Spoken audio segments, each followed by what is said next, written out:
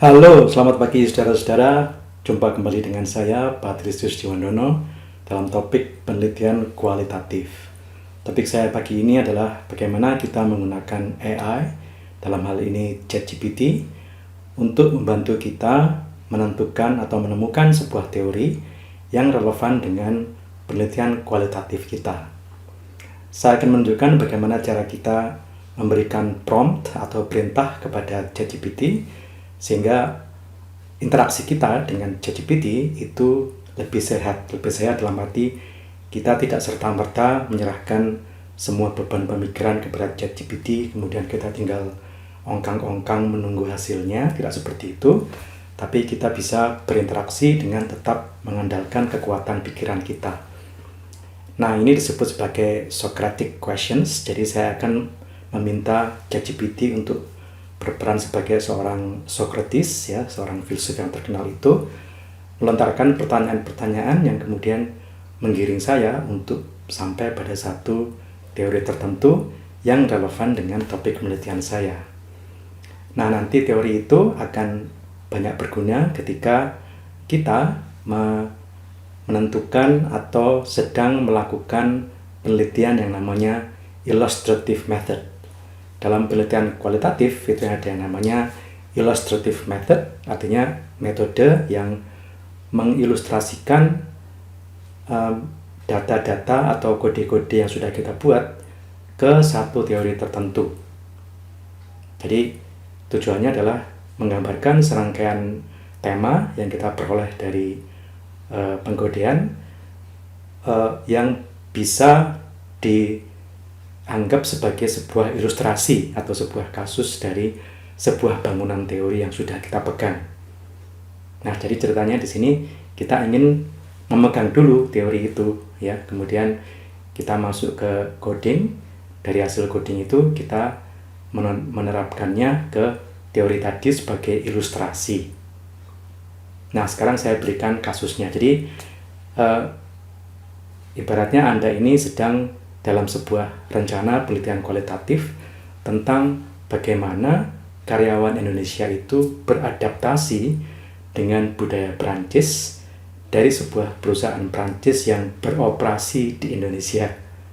Jadi Anda tertarik pada topik ini, bagaimana karyawan Indonesia beradaptasi dengan budaya Prancis yang ada di sebuah lembaga atau perusahaan Prancis yang sedang beroperasi di Indonesia.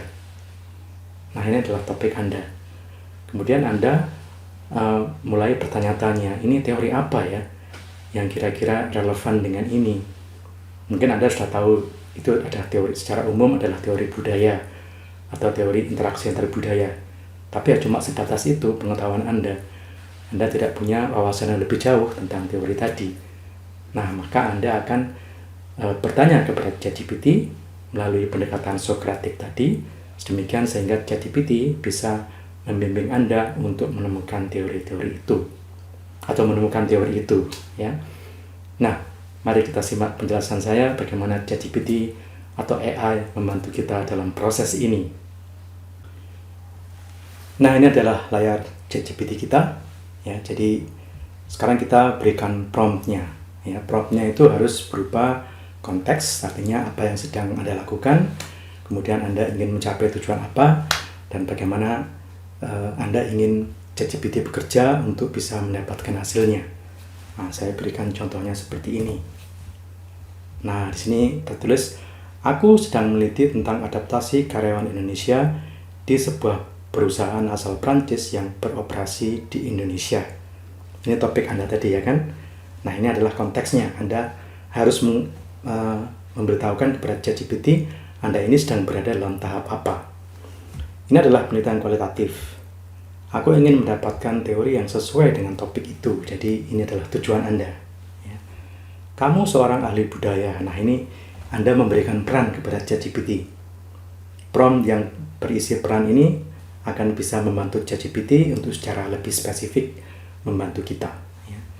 Bimbing aku dengan pertanyaan-pertanyaan Socratic. Nah, namanya tadi Socratic questions, ya, artinya dia akan membimbing kita dengan pertanyaan-pertanyaan yang membuat kita berpikir, membuat kita harus berpikir sedemikian sehingga kita sampai pada satu bangunan teori tertentu, ya. Sehingga aku bisa lebih jelas mengenali teori itu. Nah, kalimat ini adalah instruksinya, inti instruksinya kepada ChatGPT. Pada ujungnya nanti, kalau aku sudah bilang, oke, apa teorinya? Nah, beritahukan teori dan sumbernya. Oke, jadi pada satu saat tertentu, kita minta dia untuk melontarkan teori itu. Oke, nah sekarang kita lihat bagaimana jawabannya.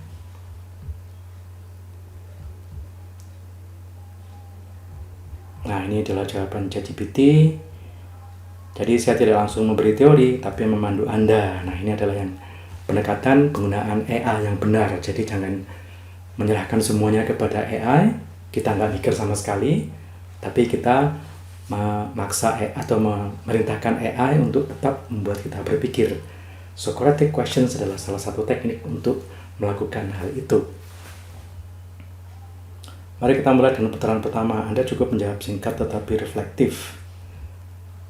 Dalam konteks perusahaan Prancis yang beroperasi di Indonesia dan sebagainya, menurut Anda jenis perbedaan budaya apa yang paling sering muncul? Contohnya komunikasi langsung versus tak langsung dan sebagainya. Ya udah, kita jawab aja ya. Mari kita jawab bersama-sama. Menurutku, salah. Kok jadi huruf besar semua? Menurutku yang paling sering muncul adalah gaya komunikasi dan etos kerja. Oke, udah gini aja. Jadi kita jawab sesuai dengan apa yang kita ketahui. Nah, dia akan memperdalam lagi. Jika kita fokus pada gaya komunikasi, apakah ketegangan yang muncul lebih berkaitan dengan perbedaan cara menyampaikan pesan, perbedaan interpretasi makna, proses negosiasi identitas, dan sebagainya. Ya, jadi di sini kita harus makin lama makin tajam cara berpikir kita. Dia menunjukkan bagaimana kita harus mengarahkan pikiran kita pada satu tema atau konsep-konsep tertentu. Nah, ini kita jawab aja. Perbedaan menyampaikan pesan. Orang Prancis mungkin lebih langsung tanpa basa-basi. Oke, ini jawaban kita ya. Nah, jadi dia mengerucutkan pada komunikasi lintas budaya. Kemudian dia masuk ke etos kerja. Untuk etos kerja, apakah perbedaan yang paling terlihat lebih terkait dengan orientasi pada struktur dan aturan, ekspektasi, pengelolaan waktu, dan relasi kekuasaan. Nah, oke, kita sekarang harus berpikir lagi mana ya kira-kira yang relevan atau jawaban yang tepat untuk ini. Nah, kita akan menjawab seperti ini. Ekspektasi terhadap inisiatif dan otonomi. Oke, kita jawab seperti ini.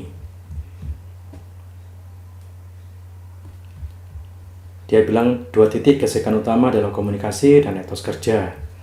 Kemudian dia melanjutkan lagi pertanyaan keempat.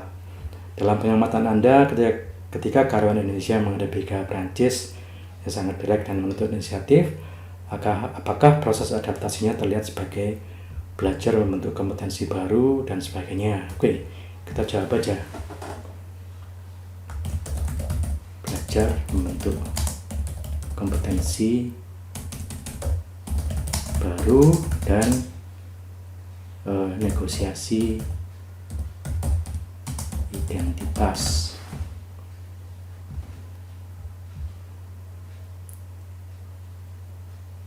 Nah, dia mulai menunjukkan pola tertentu. Jadi dia makin mengerucut pada satu teori tertentu. Jika adaptasi karyawan melibatkan belajar kompetensi baru dan negosiasi identitas, menurut Anda apakah fokus penelitian Anda yang lebih menjelaskan ini nomor 1 dan 2? Oke, ya sudah, kita pilih aja. Ya sesuai dengan pengetahuan kita, sesuai dengan pengalaman kita, ya, wawasan kita terhadap pemahaman budaya. Oke, kita misalnya menjawab seperti ini.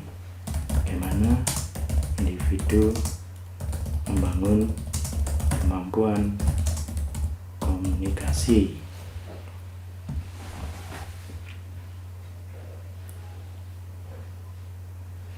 Nah, dia masuk ke inti yang lebih dalam ya. Jadi makin lama makin dalam ya.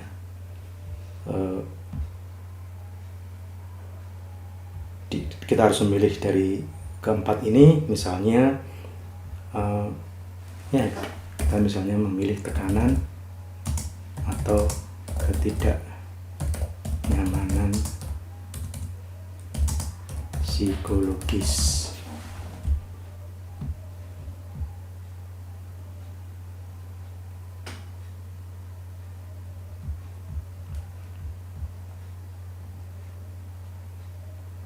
Nah, sebelum kita sampai pada yang terakhir, pertanyaan tadi, oke, apa teorinya? Dia mengatakan responden Anda mengalami ketidaknyamanan atau stres budaya, apakah mereka mengalami proses naik turun dan sebagainya, ya. Nah, di sini dia bilang manakah dari ketiganya yang paling sering muncul dalam data Anda. Nah, ini kita juga belum menggali data ya. Kita masih berupa penelitian, masih berupa pada tahap awal. Kita masih pada tahap awal, belum menggali data, jadi mungkin pertanyaan ini tidak terlalu bisa diterapkan ya, tapi ya nggak apa-apa, kita ikuti saja. Paling tidak kan kita sudah tahu apa yang akan kita teliti, yaitu adaptasi budaya, adaptasi orang Indonesia terhadap budaya Prancis, ya setidaknya kita bisalah menjawab seperti ini sekalipun kita belum menggali data ya, kita bilang aja berfokus pada pemecahan masalah komunikasi dan secara bertahap menyesuaikan diri. Oke.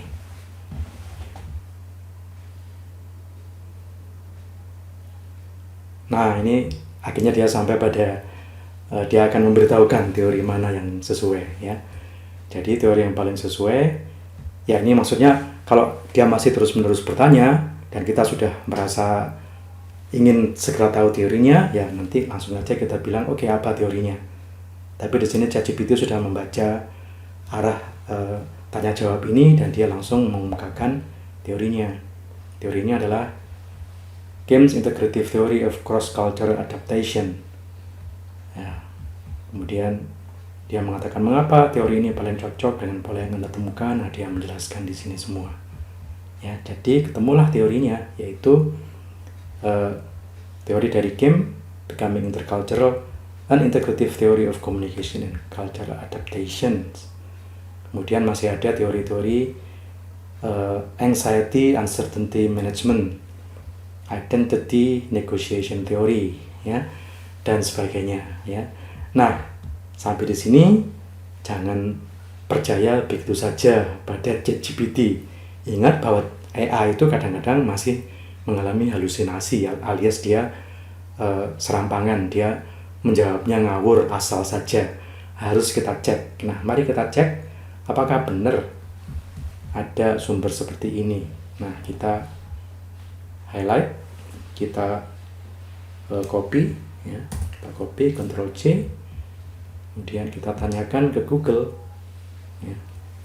Langsung aja paste ke sana. Nah, ternyata benar, dia tidak berhalusinasi. Ternyata memang ada teori yang namanya Integrative Theory of Cultural Adaptation tadi, ya. Ini dari game. Nah, ini bisa Anda klik, bisa Anda pelajari tentunya, ya. Ya, tentunya Anda harus belajar ya kan, jangan sampai menyerahkan semuanya pada AI. Sekaranglah waktunya Anda untuk mempelajari lebih dalam apa itu teorinya game tentang teori adaptasi budaya ini. Ini tinggal diklik aja ya. Kita kembali pada tadi ada ini ada dua teori yang lain ya. Ya sudah, kalau kita ingin mengecek mengecek apakah ini memang benar-benar ada, ya kita tinggal mengeceknya saja di Google ya. Ini ada nggak? Kita lihat. Nah, ini juga ada. Anxiety Uncertainty Management Theory. Jadi Anda tinggal membaca aja. Sekarang giliran Anda untuk membaca.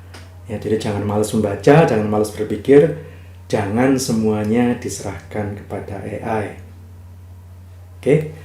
Sebagai seorang peneliti, sebagai seorang manusia, ya, Anda harus tidak segan untuk membaca sendiri, berpikir sendiri, ya, menggunakan kekuatan Anda sebagai seorang manusia yang punya akal budi, punya daya pikir.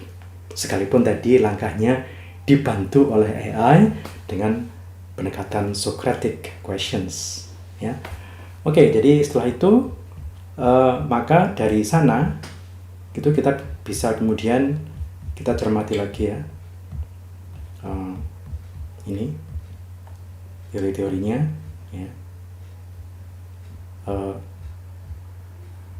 Nah, di sini kan ada teori-teori. Ini ada konsep-konsep kunci yang penting, ya. Stress, adaptation, growth, ya. Membangun keterampilan komunikasi yang lebih efektif. Nah, ini adalah konsep-konsep kunci yang nanti akan Anda harus tanamkan ke dalam wawancara atau ke dalam FGD atau ketika membuat angket atau ketika melakukan pengamatan. Jadi sekarang pengamatan Anda itu atau penggalian data Anda itu sudah lebih terarah oleh konsep-konsep penting ini, ya. Jadi kita menggunakan ChatGPT untuk bisa menemukan konsep-konsep dari sebuah teori, dan pada gilirannya teori-teori itu akan membuat kita mampu untuk merancang sebuah wawancara, instrumen penggalian data, ya. Kemudian ketika nanti datanya sudah terkumpul, nah itu pengkodeannya pun juga selaras dengan teori-teori ini, ya. Jadi saya contohkan satu. Nah, kalau misalnya kita ingin bertanya kepada ChatGPT secara lebih jauh, kita bisa mengatakan tolong berikan intisari dari teori tersebut yang membantu saya untuk merancang sebuah instrumen wawancara atau angket, ya. Nah, ini sebenarnya langkah yang bisa Anda dahului dengan membaca dulu teori-teorinya, kemudian Anda catat konsep-konsep utamanya dari teori-teori itu, kemudian Anda tanyakan seperti ini. Jadi maksud saya jangan menyerahkan semuanya kepada dia, jangan menanyakan semuanya kepada dia. Anda harus berpikir dulu, menemukan sendiri konsep-konsep penting dari teori-teori itu, kemudian bolehlah kemudian dikonfirmasikan dengan si ChatGPT dengan pertanyaan ini, ya.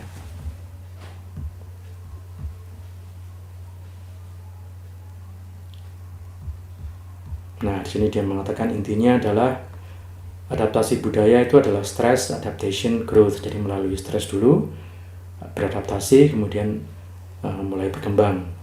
Kemudian ada komunikasi baru. Kemudian ada 3 dimensi utama: personal communication, host communication, dan sebagainya. Inilah yang kita kemudian masukkan atau terapkan ke dalam penggalian data. Jadi ketika kita menggali data, itu pertanyaan-pertanyaannya tidak jauh dari tema-tema ini, harus berkisar pada tema-tema ini, ya. Nah, ini bahkan dia meneruskan sampai pada membuat model instrumennya. Nah, ini lengkap sekali, ya. Oke, dari sini kita bisa melangkah pada pembuatan rencana untuk wawancara seperti ini, ya. Nah, inilah garis besar rencana wawancara atau angket atau focus group discussion, ya. Ini semuanya Anda tuliskan sesuai dengan konsep-konsep yang tadi diberikan oleh ChatGPT dan juga pemahaman Anda tentang teori tadi, teorinya si Kim tadi, ya. Jadi misalnya yang pertama, bagaimana pengalaman Anda ketika harus bekerja di budaya Prancis? Ceritakan bagaimana Anda menyesuaikan diri. Anda kan orang Indonesia, uraikan bagaimana Anda menyikapi identitas sebagai orang Indonesia yang harus membiasakan diri dengan budaya Prancis. Apakah Anda merasa sudah bisa beradaptasi dengan cukup baik di budaya Perancis, di perusahaan ini? Nah, ini semuanya adalah pertanyaan-pertanyaan yang bertumpu pada konsep-konsep utama tadi. Ada stres, ya, ada penyesuaian diri, kemudian ada pertumbuhan, ya, bagaimana berkomunikasi dan sebagainya, ya. Ketika itu Anda tanyakan kepada responden, maka jawaban mereka juga tidak akan jauh dari konsep-konsep tadi. Ketika sudah dikodekan, nah ini saya tunjukkan kodenya ya. Ini contohnya seperti ini di NVivo. Nah, seperti ini. Ini ada banyak sekali kode, ya. Kalau Anda sudah mengkodekan, kalau Anda sudah masuk pada pengkodean, maka kode-kode ini bisa Anda ciptakan sesuai dengan konsep-konsep tadi.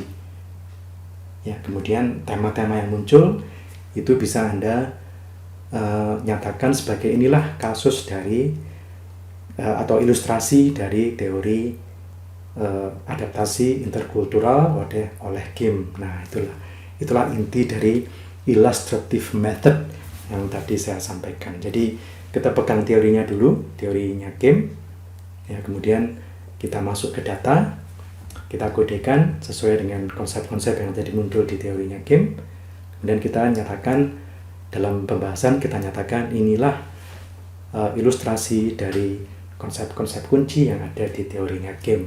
Nah, seperti itulah penelitian kualitatif yang bertumpu pada illustrative method. Ingat bahwa illustrative method itu kita sudah pegang kerangka teori awalnya, kemudian kita masuk ke lapangan, kita gali data, kita kodekan, sehingga tema-tema yang muncul dari pengkodean itu bisa menjadi ilustrasi dari teori tadi. Bahkan juga tidak tertutup kemungkinan kode-kode tadi atau detail dari kode tadi itu bisa memperkaya teorinya si Kim tadi. Tidak merubah ya, tidak merubah atau tidak mengatakan teori itu benar atau salah, tapi memperkaya dengan detail dan mungkin juga nuans yang lebih mendalam. Oke. Jadi seperti itulah rekan-rekan bagaimana kita menggunakan ChatGPT dengan Socratic questions, ya, untuk bisa membimbing kita merancang atau menemukan teori yang relevan, kemudian merancang instrumen yang tepat dengan pertanyaan yang tepat, dan kemudian melakukan pengkodean yang sesuai dengan teori-teori tadi, dan kemudian membahasnya sebagai ilustrasi dari teori-teori tersebut. Kiranya tips ini bermanfaat. Sampai jumpa di episode mendatang.